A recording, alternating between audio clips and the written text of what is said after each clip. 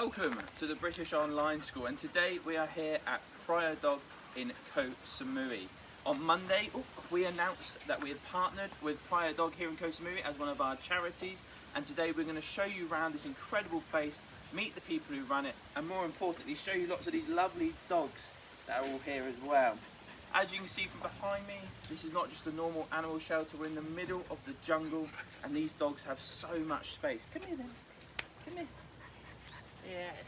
These dogs have so much space to run around. Oh, and it is full of bugs though. There's so much space to run around, and this is a big part of why we love this charity and this shelter, and why we want to connect and partner with them. Because the dogs, yes, may not have a home of their own, but when they're living somewhere like this, okay, it's a good second option, isn't it? And as you can see, if you show around, all these dogs are very happy running around, and it's just fantastic to see them all playing with each other and having such a great time. So let's get on with it then. Let's go meet a few of the people who run this place and show you around this incredible shelter.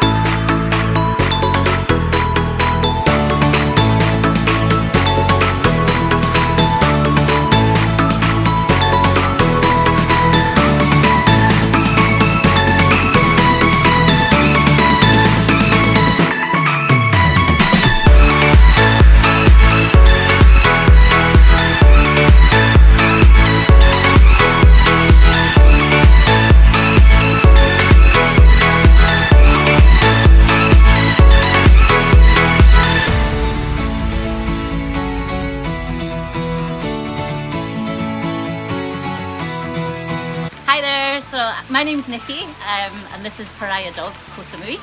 We're a dog shelter on Koh Samui, obviously, with just under 80 dogs that have all been rescued from the streets for one reason or another.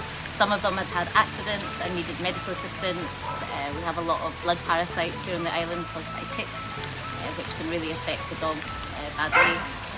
Some were just in a dangerous situation where they were living on the streets and it was unsafe to leave them there.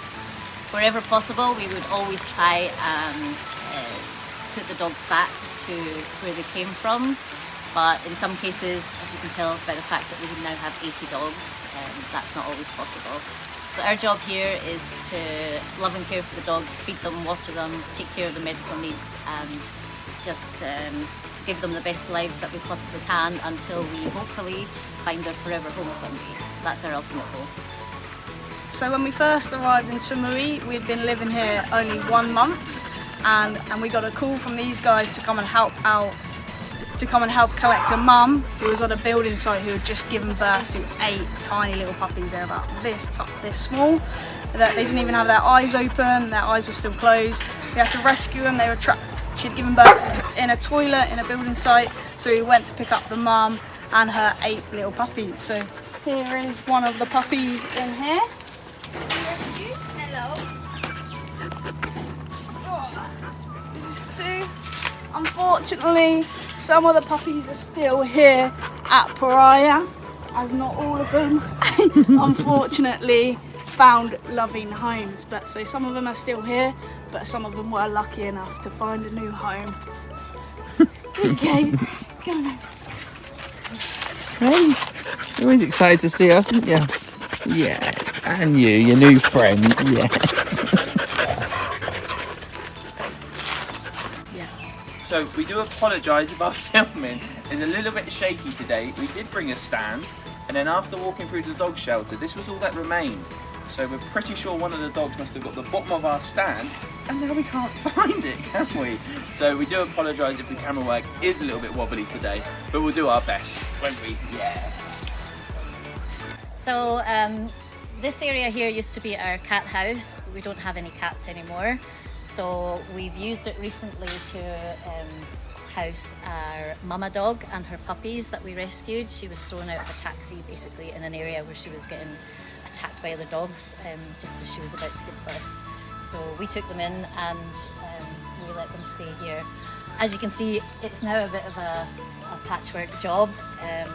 The building was originally meant for cats, so it's not strong enough for dogs. Right now we really need to raise some money so that we can completely refurb this and make sure that it's strong enough that the dogs won't injure themselves or escape. It would be ideal to be able to use this area as what we would call our retreat suite. So if a dog has to be isolated for any reason, if they're recovering, for example, right now we've got our dog called Oscar, who's got a burst blood vessel in his ear with a drain in, and we currently don't have an area that I can let him be somewhere safe with his hood on, his plastic hood, the cone of shame. So we've had to put him back in the compound with the other dogs, which isn't ideal. If this was ready to use, we could move him up here just for a couple of weeks until his ear is healed, knowing that he's safe with plenty of space to move around.